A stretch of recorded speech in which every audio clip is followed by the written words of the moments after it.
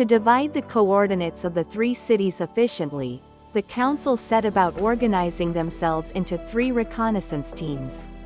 At Torme's suggestion, the groups were formed strictly based on the vertical rows they currently occupied.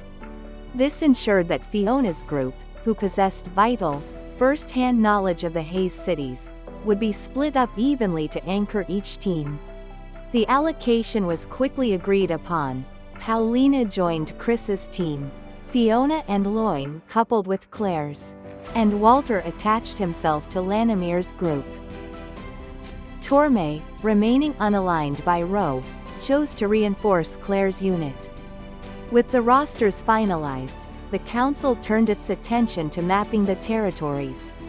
Before dividing the targets, Walter synchronized his Oromarus to display a brief briefing on each location.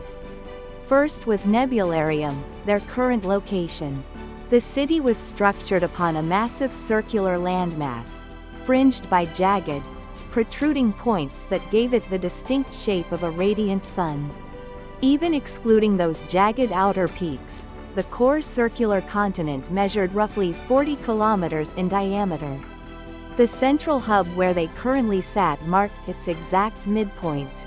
While the Adamascur terminal Chris's group had arrived at lay on one of the northwestern spikes. Beneath its crust, the island plunged 1 kilometer into the depths. Honeycombed into 20 to 30 subterranean tiers of bustling streets and residential sectors. Since the entire landmass was capable of moving through the skies, it felt less like an island and more like a colossal, floating dreadnought. The map of this underground network now included the pathways Fiona's group had painstakingly explored. Their first-hand data having been systematically uploaded to the central office and synced to their Oromarus devices.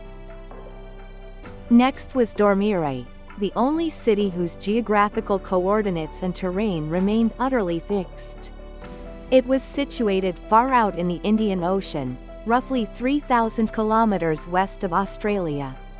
Its shape resembled an unfolded regular square pyramid, a central square with triangles extending from each of its 4 sides. Measuring about 20 kilometers per side, it was considerably smaller than Nebularium. Yet, because of its unique geographical permanence, it boasted the highest population density among all the Haze cities. Its subterranean sectors carved deep into the earth, expanding down to a depth of 500 meters across the entire island. Finally, Ensorzoso, the city blanketed in eternal fog. Located in the South Atlantic Ocean, almost equidistant between the African and South American continents, it was a massive landmass. At its peak expansion, its size could swell to more than double that of Nebularium. Although it currently drifted in several fragmented sections, it still maintained nearly twice the surface area of Dormire. Its overall shape oddly resembled a duck facing toward the right. Above ground, it was a lush, verdant environment cradling mountain ranges that breached 4,000 meters. Though it remained perpetually choked by a dense mist that severely restricted visibility. Its underground infrastructure was shallow, reaching a maximum depth of only 100 meters. And its irregular, warped topography made it less hospitable, resulting in a smaller population. Consequently, it contained far fewer teleportation nodes, meaning that despite its vast acreage, there were fewer specific checkpoints to monitor. Following Walter's detailed breakdown, a brief deliberation ensued, and the assignments were finalized. Claire's team was bound for Dormire. Lanimir's team took charge of Nebularium.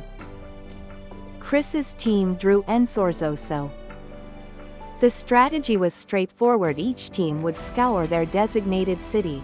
If they failed to locate Ventus, they would immediately redirect and converge with another active team to bolster their search. Conversely, if a team successfully secured the crystal, they were to broadcast an immediate summons to the others via their Oromarus. However, Torme emphasized, holding up a hand to ensure the severity of his words hit home. Should you find yourselves cut off from all communications, prioritize the acquisition of Ventus above all else. Do not falter. But if you encounter a threat that compromises your safety, do not attempt to force your way through alone.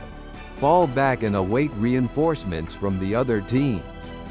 In the worst-case scenario where all three teams came up empty, they would proceed under the assumption that Fiona was not the chosen one. Chris and Lanimir would then join forces to execute a meticulous, secondary sweep of Dormire. If that, too, yielded nothing, the expedition would temporarily disband to await further instructions from the TO's high command. Transport to each city would be handled via the primary teleportation network. However, cross-city transit nodes were strictly limited to one per territory. Fiercely guarded by the Regional Surveillance Bureau, and locked behind high-level security protocols. Recognizing the barrier, Ptolemy called out to Celia. If you would be so kind, please grant our guests the Clavis bypass. Torme requested, gesturing toward Chris and his companions. Celia gave a smooth nod and walked over to Chris, silently asking for his left hand. Chris complied, extending his arm. Taking his hand in hers, Celia used the inner band of the ring on her middle finger to lightly trace the back of his hand. Instantly, a glowing blue mark manifested upon Chris's skin. She repeated the process with Sana, Yuri, Claire, and the rest.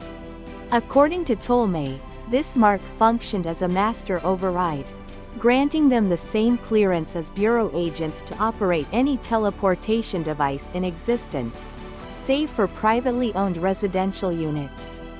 Travel within the Haze cities relied almost entirely on these devices.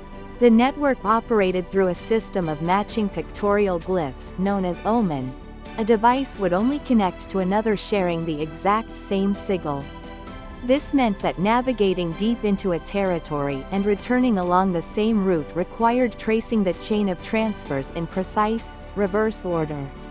Fortunately, the Oromarus could map out optimal paths to any destination and automatically logged every device utilized, sparing them from having to memorize the complex Omen sequences by heart. Yet, even with the master key active, Walter offered a final word of warning. Certain teleportation circles were deliberately obscured like hidden doors, failing to register on standard scans.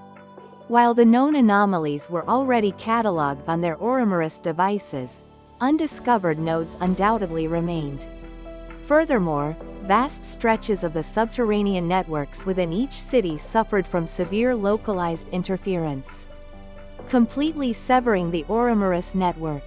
Because of those dead zones, Walter concluded grimly, there are bound to be hidden pockets and forgotten depths that even we have overlooked. Keep your guard up.